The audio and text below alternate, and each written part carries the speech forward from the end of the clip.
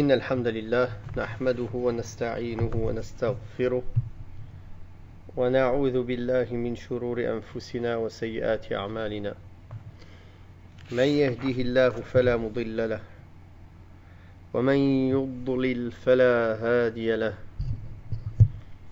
وأشهد أن لا إله إلا الله وحده لا شريك له وأشهد أن محمدا عبده ورسوله يا أيها الذين آمنوا اتقوا الله حق تقاته ولا تموتن إلا وأنتم مسلمون يا أيها الناس اتقوا ربكم الذي خلقكم من نفس واحدة وخلق منها زوجها وبث منهما رجالا كثيرا ونساء واتقوا الله الذي تساءلون به والأرحام إن الله كان عليكم رقيبا يا أيها الذين آمنوا اتقوا الله وقولوا قولا سديدا يصلح لكم أعمالكم ويغفر لكم ذنوبكم ومن يطع الله ورسوله فقد فاز فوزا عظيما أما بعد فإن أصدق الحديث كتاب الله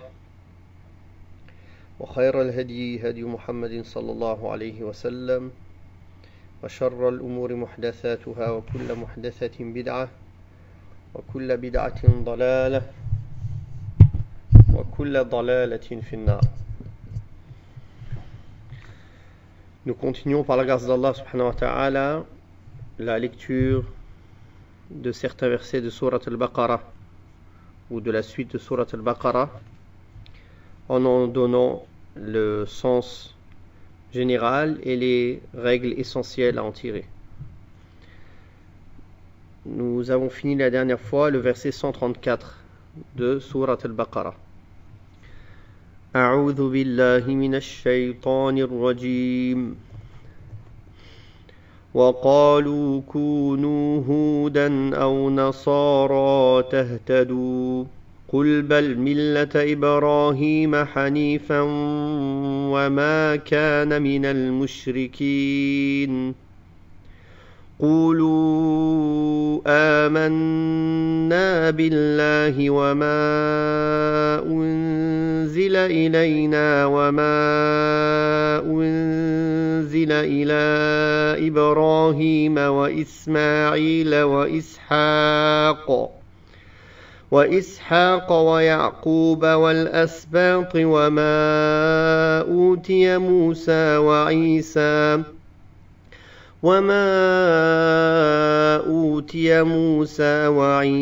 وما أوتي النبيون من ربهم لا نفرق بين أحد منهم ونحن له مسلمون.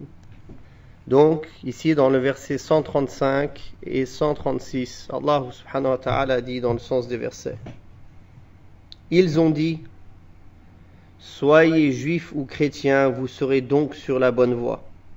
Dis: non, mais nous suivons la religion d'Ibrahim, le modèle même de la droiture, et qui ne fut point parmi les associateurs. Donc dans ce verset 135, Allah tabaraka wa ta'ala nous explique que chacun parmi les juifs et les chrétiens disent aux musulmans: entrez dans notre religion en prétendant qu'ils sont sur la bonne voie, qu'ils ne sont pas égarés. Alors Allah Ta'ala dit ô Muhammad, en leur donnant cette réponse claire et nette, dis ô Muhammad,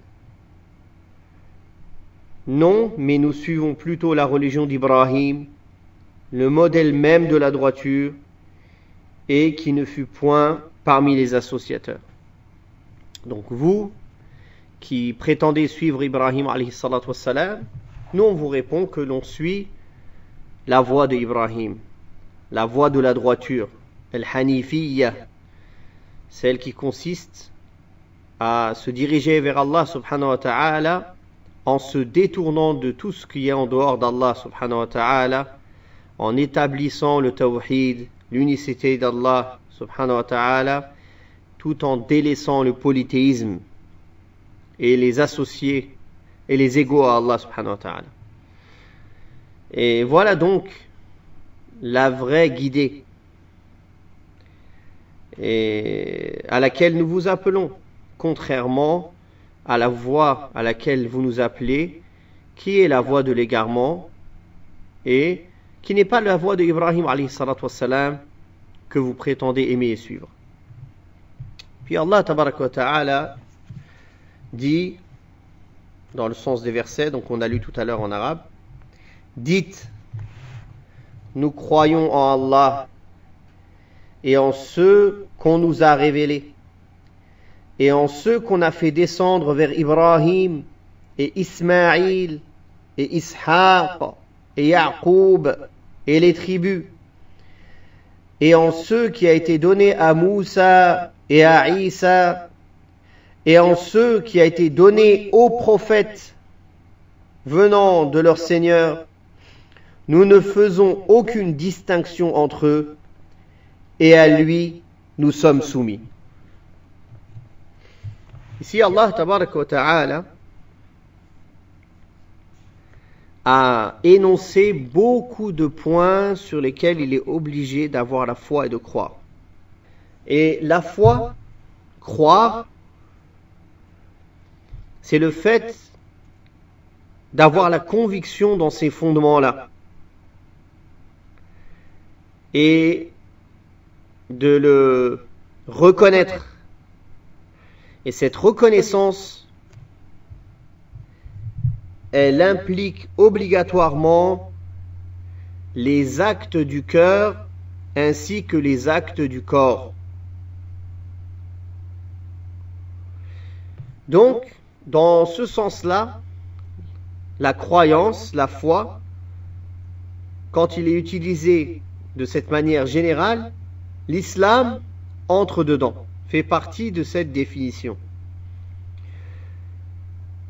De même que les bonnes actions en entier entrent dans cette considération-là, quand on dit la foi dans ce sens-là, la croyance. C'est-à-dire, et l'islam et les bonnes actions font partie de la foi.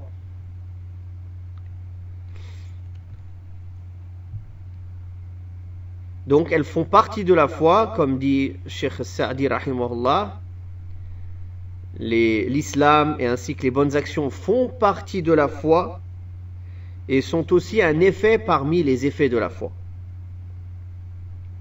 Donc quand Allah tabaraka wa ta'ala ou le prophète sallallahu alayhi wa sallam énonce de manière absolue la foi, l'islam entre dedans. De même que quand l'islam est prononcé de manière absolue, l'iman, la foi, entre dedans. C'est-à-dire qu'ils sont des synonymes l'un de l'autre. Surtout s'ils ne sont pas cités de manière restreinte ou réglementée et ensemble. Quand la foi, l'iman et l'islam sont cités ensemble, alors dans ce cas-là, chacun prend un sens plus précis et moins général. Quand ils sont cités ensemble, la foi concernera tous les actes du cœur. Du fait d'approuver et de rendre véridique et de croire. Alors que l'islam définira les actes apparents. De même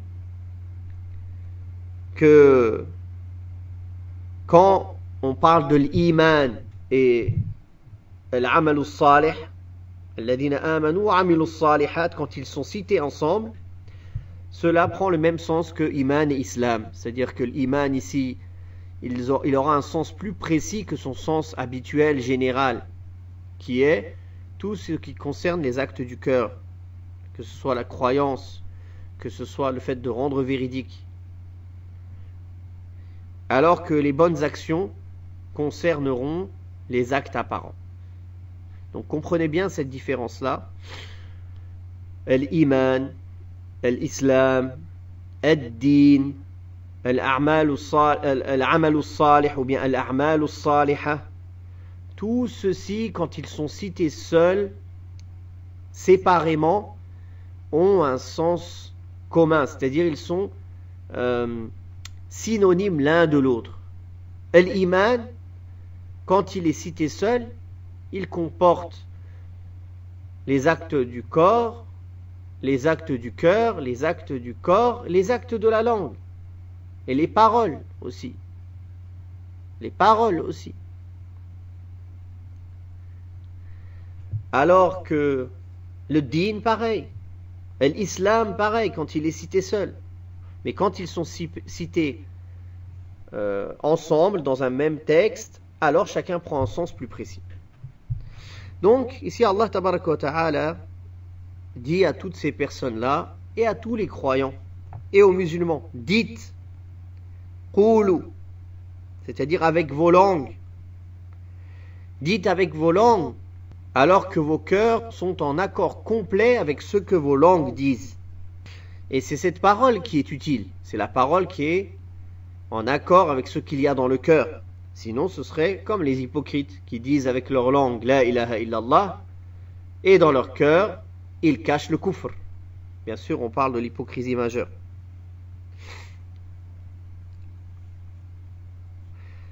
Donc, des paroles de la langue sans une croyance dans le cœur, c'est de l'hypocrisie et de la mécréance. De même que la parole de la langue sans un acte du cœur, il n'a aucun effet ni de fruit. Même si la personne peut être récompensée s'il dit une parole juste avec la langue. Quelqu'un il évoque Allah avec la langue. Son cœur n'est pas présent. Il est insouciant. Il est quand même récompensé. Mais ce n'est pas la même récompense que celui qui a son cœur présent, qui médite au sens de ce qu'il dit, et son cœur est touché par ce qu'il évoque.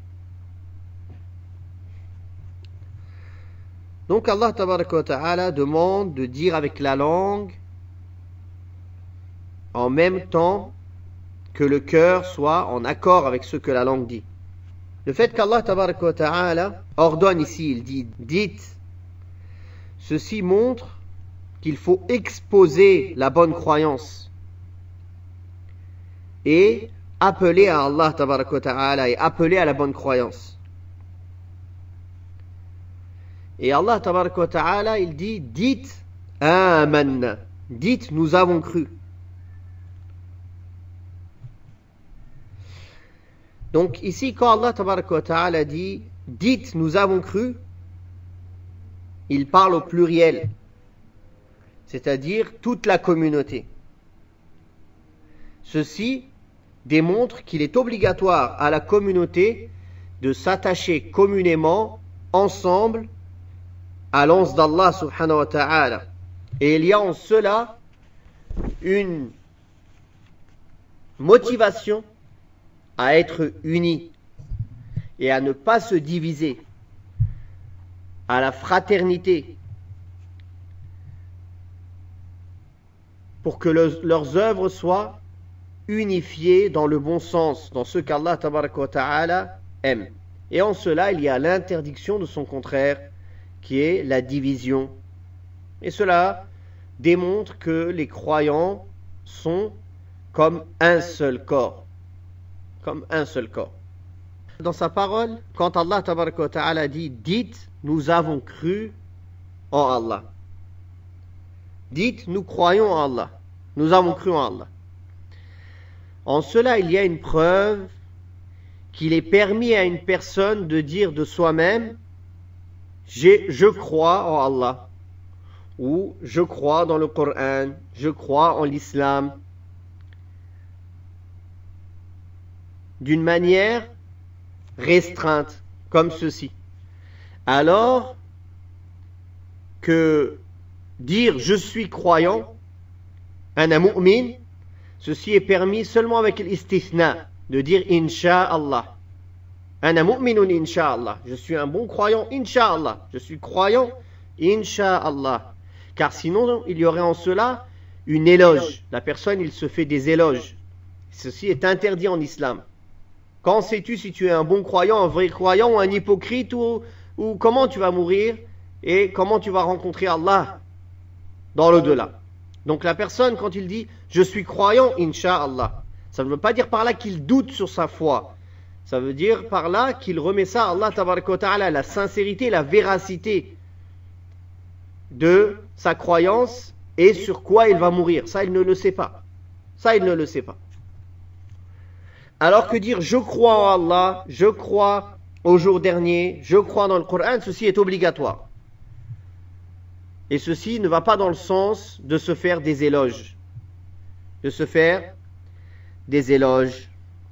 Et dire je crois en Allah subhanahu wa ta'ala, Allah tabarak wa ta'ala, le créateur des cieux et de la terre, le seul et unique qui mérite d'être adoré subhanahu wa ta'ala, notre créateur qui possède tous les attributs de perfection et toutes les qualités de majesté et de beauté subhanahu wa ta'ala. Puis Allah tabaraka wa ta'ala dit, dites nous croyons en Allah et en ce qu'on nous a révélé. C'est-à-dire, ce qu'on nous a révélé, cela concerne quoi? Le Coran et la Sunna du prophète sallallahu alayhi wa sallam. Nous avons déjà parlé de ça, que la Sunna est une révélation au même titre que le Coran. Allah tabaraka wa ta'ala a dit dans le Coran, وَأَنزَلَ اللَّهُ عَلَيْكَ الْكِتَابَ وَالْحِكْمَةِ, et Allah a descendu sur toi le livre et la sagesse, c'est-à-dire le Coran et la Sunna. Donc, quand on dit nous avons cru en ce qui nous a été révélé, c'est-à-dire nous avons cru dans le Coran et nous avons cru dans la Sunna authentique, qui a été authentifiée venant du prophète sallallahu alayhi wa alihi wa sallam. Tout ce qu'il y a dans le Coran et dans la Sunna, que ce soit en ce qui concerne la foi en Allah, dans les piliers de la foi, dans les pratiques, dans les annonces du passé, ou bien de l'au-delà ou du futur, ou dans ce qui a été raconté dans les prophètes et les messagers, tout ce qu'il y a dans le Coran ou de la Sunna authentique, nous y croyons. Puis, Allah Ta'ala dit, dites, nous croyons en Allah et en ce qu'on nous a révélé et en ce qu'on a fait descendre vers Ibrahim et Ismaïl, et Ishaq, et Yaqub et les tribus, et en ce qui a été donné à Moussa et Isa. Donc ici, Allah tabaraka wa ta'ala cite le fait que nous avons cru, nous croyons en tous les livres révélés de la part d'Allah tabaraka wa ta'ala sur tous ces prophètes et messagers choisis. Et nous croyons en tous les prophètes et les messagers, et spécifiquement ceux qui ont été cités par leur nom, et entre autres ceux qui ont été cités dans ce verset. Et dans ce verset, ils ont été cités pour la grande place et l'honneur qu'ils ont auprès d'Allah subhanahu wa ta'ala. Donc, il est obligatoire de croire en tous les prophètes et dans tous les livres qui ont été révélés aux prophètes. Que ce soit de manière générale, ceux dont on ne connaît pas les noms ou les histoires, ou de manière précise par rapport à ceux dont leur histoire a été citée dans le Coran et dans la Sunna authentique. Puis Allah tabaraka wa ta'ala dit en parlant des croyants qu'ils disent La nufarriqu bayna ahadim minhum.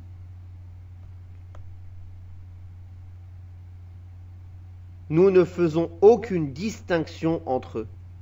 Cela veut dire que nous croyons dans tous les prophètes et messagers, nous les musulmans,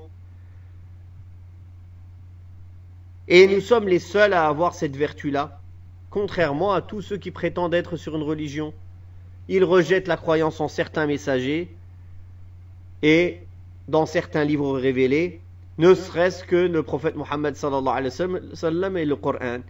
Et en rejetant la croyance à un prophète, parmi les prophètes envoyés par Allah, et à un livre révélé par Allah subhanahu wa ta'ala, ils ont mécru dans tous les prophètes et dans tous les livres. Ils ont mécru dans tous les prophètes et dans tous les livres en réalité. Car tous les livres révélés et tous les prophètes sont venus annoncer la venue de Mohammed sallallahu alayhi wa sallam, et ils sont venus appeler aux mêmes points qui sont le tawhid et le suivi des prophètes et le fait de se préparer pour l'au-delà avec les bonnes œuvres, en croyant à Allah tabaraka wa ta'ala d'une croyance correcte et des œuvres qu'Allah ta'ala a légiférées. C'est pour ça d'ailleurs on trouve dans le Coran, quand Allah tabaraka wa ta'ala parle du peuple de Nuh, il dit que le peuple de Nuh a traité de mensonges tous les messagers. Comment le peuple de Nuh a traité de mensonges tous les messagers? Quand ils ont traité de mensonges Nuh et ils n'ont pas cru en lui, en fait ils ont mécru dans tous les messagers. Dans tous les messagers. Et ceci, alhamdulillah, est une grâce d'Allah subhanahu wa ta'ala, car nous croyons dans tous les prophètes et messagers véridiques envoyés de la part d'Allah tabaraka wa ta'ala, contrairement à tous ceux qui se prétendent être sur une religion, alors qu'en réalité, ce n'est pas une religion agréée par Allah, c'est une falsification de ce qu'Allah avait envoyé. Puis, Allah tabaraka wa ta'ala finit ces versets en disant et ceux que les prophètes ont reçus de la part de leur Seigneur. Ceux que les prophètes ont reçus de la part de leur Seigneur. Ceci prouve que la prophétie et la guidée, la révélation est le meilleur don qu'Allah puisse donner à quelqu'un. Et ce don qu'Allah Ta'ala a donné aux prophètes, c'est cette révélation. Cette révélation qui est une lumière pour l'humanité, dont ils ne peuvent se passer. Sinon, ils seront rabaissés au plus bas stade, à vivre comme des animaux, à penser qu'à leur passion et à leur désir. Qu'à leur passion et à leur désir. Donc tout ce qu'Allah tabaraka wa ta'ala a révélé aux prophètes, c'est ce qu'il y a de mieux, c'est un grand don de la part d'Allah tabaraka wa ta'ala, notre Seigneur. C'est pour ça qu'il dit, subhanahu wa ta'ala, mir rabbihim. Car cela montre qu'Allah tabaraka wa ta'ala est le Seigneur et Maître parfait. Et du fait qu'il est le Seigneur et Maître parfait qui régit cet univers et qui éduque et qui guide qui il veut parmi ses serviteurs, alors il a voulu le bien pour eux en révélant les livres, en envoyant les prophètes. Et il ne nous a pas laissés comme ça en vain, sans objectif, subhanahu wa ta'ala.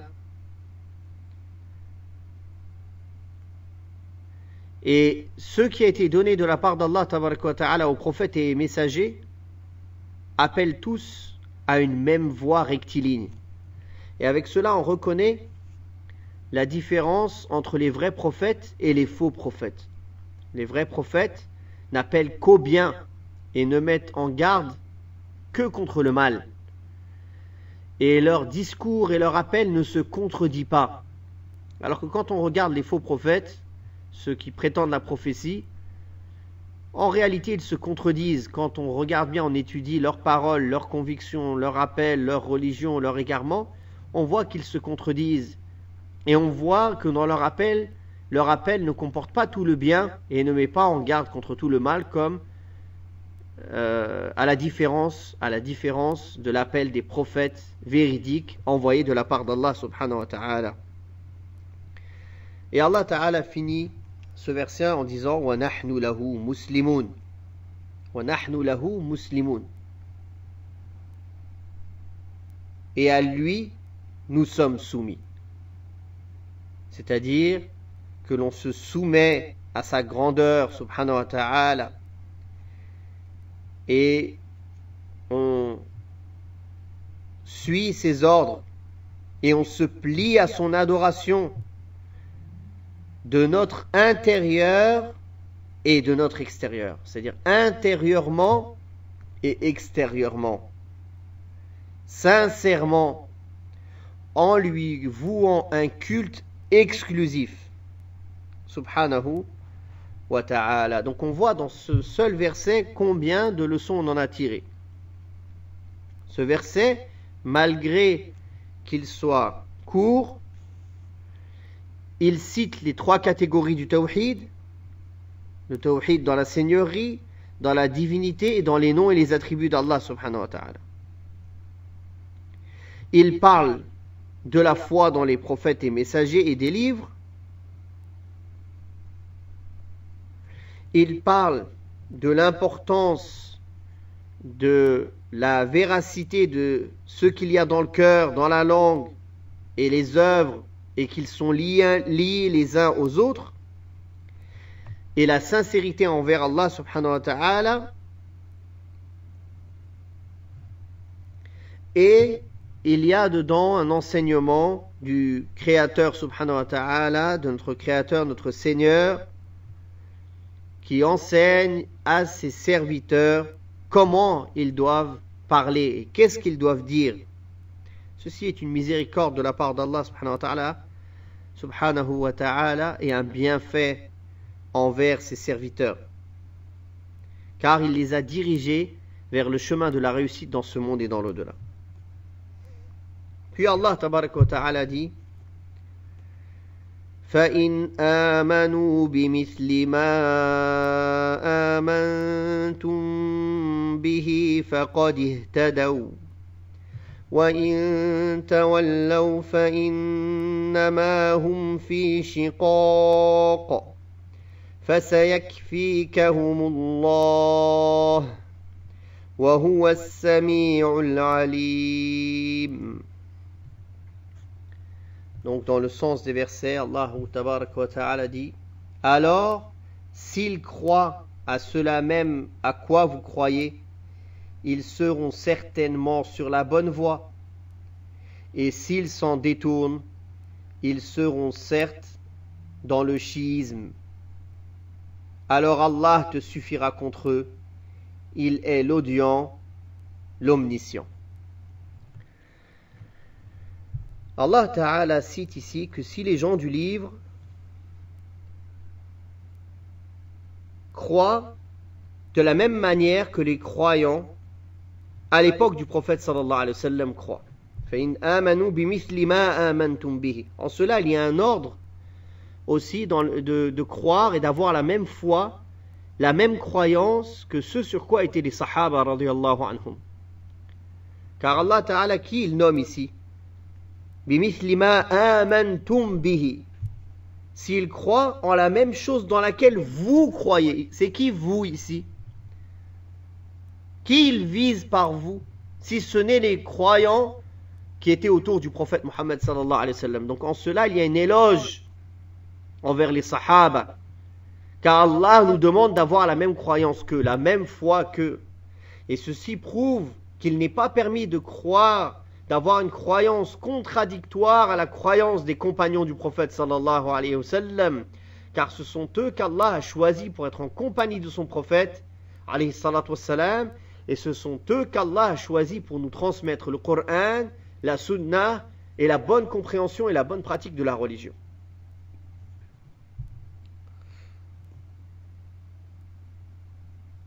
Donc, ici Allah tabaraka wa ta'ala dit aux gens du livre, ou bien aux croyants plutôt, si les gens du livre croient, ont la même croyance que ce en quoi vous croyez, alors ils seront bien guidés. Alors ils seront bien guidés sur le chemin rectiligne, celui qui mène au paradis et aux délices. C'est-à-dire qu'il n'y a pas de possibilité pour eux de prendre le chemin de la guidée si ce n'est par cette foi et par cette croyance à laquelle on les appelle. Non pas comme ils ont prétendu en disant « Soyez juifs et soyez chrétiens, vous serez bien guidés ». Ils ont prétendu que la guidée était avec eux et Allah a répondu et leur a montré que la guidée était dans le fait d'avoir la même croyance que les croyants qui étaient avec le prophète Muhammad sallallahu alayhi wa sallam, c'est-à-dire croire en l'islam. La guidée, que veut dire la guidée? C'est la connaissance de la vérité et agir avec elle. son contraire est l'égarement. L'égarement, c'est d'être loin de la connaissance. Il fait partie aussi de l'égarement d'être loin des bonnes actions après avoir pris connaissance de la vérité. Et Allah tabaraka wa ta'ala a dit en parlant de cela, et s'ils se détournent, ils seront certes dans le chiisme ou dans l'opposition. Al-shiqaq. Al-shiqaq, c'est le fait que Allah et son messager et la voie à laquelle ils appellent soit d'un côté et l'autre personne soit du côté opposé. C'est-à-dire elle s'y oppose complètement. Elle se détourne et s'y oppose. Et cette opposition-là, elle comprend le fait aussi de traiter de mensonge. Elle comprend le fait de faire du mal et de nuire au prophète Mohammed sallallahu alayhi wa sallam. Elle comporte le fait de porter de l'animosité, car quand il s'oppose à cette vérité-là, il porte contre elle de l'animosité. Et c'est pour cela qu'Allah tabaraka wa ta'ala a promis à son messager qu'il va le protéger contre leur manigance, contre leur mal, contre leur animosité. C'est pour ça qu'Allah tabaraka wa ta'ala a dit alors Allah te suffira contre eux. فَسَيَكْفِيكَهُمُ اللَّهُ وَهُوَ السَّمِيعُ الْعَلِيمُ. Et ceci est pour le prophète Mohammed sallallahu alayhi wa sallam à son époque, puis pour tous les suiveurs du prophète Mohammed sallallahu alayhi wa sallam après lui.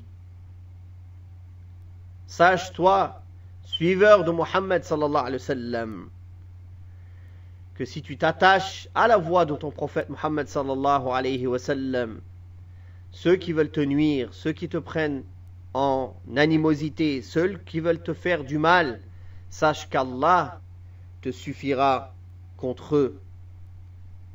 Car celui qui s'en remet à Allah, Allah lui suffit. Et Allah tabaraka wa ta'ala rappelle cela. Wa huwa as-sami'ul alim. Allah te suffira contre eux, car il est lui, subhanahu wa ta'ala, l'audient, l'omniscient. C'est-à-dire qu'il entend tous les bruits, tous les sons, toutes les langues, tous les besoins. Il n'y a rien qui lui échappe, subhanahu wa ta'ala. Il entend tout. Al-alim, c'est-à-dire qu'il sait ce qu'il y a devant eux. Il sait ce qu'il y a derrière eux. Il sait l'imperceptible, ce que les gens ne peuvent percevoir par leur sens. Il connaît l'apparent et le caché. Donc si Allah subhanahu wa ta'ala a ses qualités et ses attributs parfaits, car il connaît et il entend ce qu'ils font, alors il connaît leur mal. Et il connaît le mal qu'ils préparent et leur manigance. Et Allah subhanahu wa ta'ala a bel et bien accompli sa promesse envers le messager d'Allah sallallahu alayhi wa sallam. Et il lui a donné son secours et son assistance. Et on a vu après qu'il lui ait fait du mal des années comment Allah tabaraka wa ta'ala lui a donné la victoire sur ses ennemis et sur les gens qui manigançaient contre lui. Et ceci est un signe parmi les signes du Coran. Car Allah tabaraka wa ta'ala a annoncé une chose avant qu'elle arrive. Et effectivement, elle est arrivée comme Allah l'a annoncé. Et ceci est une bonne nouvelle envers les croyants, les suiveurs de Mohammed sallallahu alayhi wa sallam, que toute personne qui manigance contre leur croyance, contre leur religion, Allah se chargera de lui. Ce qui nous incombe à nous, c'est d'être des bons suiveurs de Mohammed sallallahu alayhi wa sallam et des bons adorateurs d'Allah subhanahu wa ta'ala en prenant comme modèle notre prophète et messager Mohammed sallallahu alayhi wa sallam, et Allah nous suffira contre nos ennemis. Wallahu ta'ala a'la wa a'lam. Wa sallallahu ala Muhammadin wa ala alihi wa sahbihi wa sallam.